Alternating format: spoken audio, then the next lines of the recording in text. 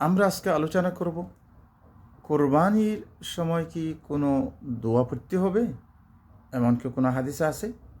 আমরা এই জিনিসটাকে যদি হাদিসের আলোকে যদি দেখি, তাহলে একটা হাদিসে পাই যে হাদিসটা রওয়ায়াত করেছেন জাবির ইবনে আবদুল্লাহ রাদিয়াল্লাহু তাআলা আনহু قال ذبح النبي صلى الله عليه وسلم يوم الذبح كبشين أقرنين أملحين موجعين فلما وجههما, বলতেছেন যে রসুল পাক সাল্লাল্লাহু আলাইহি ওয়াসাল্লাম যখন কোরবানির জানোয়ারকে যখন শোয়াইছেন, তাহলে জবা করার জন্য قال إني وجهت وجهي للذي فطر السماوات والأرض على ملة إبراهيم حنيفة وما أنا من المشركين إن صلاتي ونسكي ومحياي ومماتي لله رب العالمين لا شريك له وبذلك أمرت وأنا من المسلمين। এই পর্যন্ত এই আয়াতে কোরআনিয়া রসুল পাক সাল্লাল্লাহু আলাইহি ওয়াসাল্লাম জবা করার চাকু চালার আগে এই দোয়াটা পড়ছেন,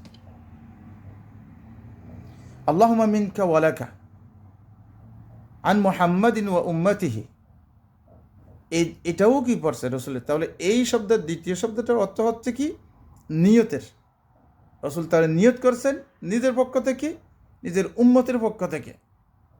তাহলে দোয়াটা আগে পড়তে হবে, ইয়ানি ইন্নী ওয়াজজাহতু ওয়াজহিয়া লিল্লাযী ফাতারাস সামাওয়াতি ওয়াল আরদ, এই দোয়াটা প্রথম পড়তে হবে। তারপরে নিয়তটাকে উপস্থিত করতে হবে অন্তরের ভিতরে।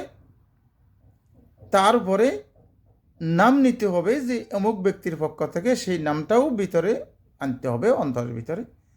তারপরে কাজ হবে বিসমিল্লাহি আল্লাহু আকবার সুম্মা যাবাহা। বিসমিল্লাহ আল্লাহু আকবরের পরে দোয়া নাই, বিসমিল্লাহ আল্লাহু আকবরের পরে চাকু চালাই দিতে হবে। এবং এই দোয়াটা যদি যারা কোরবানি যারা হাত দিছে, ধরছে, বা রশি দিয়ে বাঁধছে বা শোয়াইছি, যারা আশেপাশে আছে সবাই যদি তাকবীর তাহলিল হিসাবে যদি জিনিসটা যদি পড়ে, এটা কোনো বেদাত না, সবাই পড়তে পারবে। তাহলে আমরা কি বুঝতে পারলাম? একটা হচ্ছে কি দোয়াটা পড়া, ইন্নী ওয়াজজাহতু দোয়াটা পড়া প্রথম। দ্বিতীয় হচ্ছে কি নিয়তকে উপস্থিত করা, যে আমি এই কোরবানিটা করতেছি আমার পক্ষ থেকে, যার যার পক্ষ থেকে নামগুলি উপস্থিত করা। তৃতীয় হচ্ছে বিসমিল্লাহ আল্লাহু আকবার বলা। চতুর্থ নম্বর হচ্ছে কি তারপরে চাকুটা চালাই দেওয়া। তাহলে আমরা বুঝতে পারি যে রসুল পাক সাল্লাল্লাহু আলাইহি ওয়াসাল্লাম দোয়াও করছেন, নিয়ত করছেন।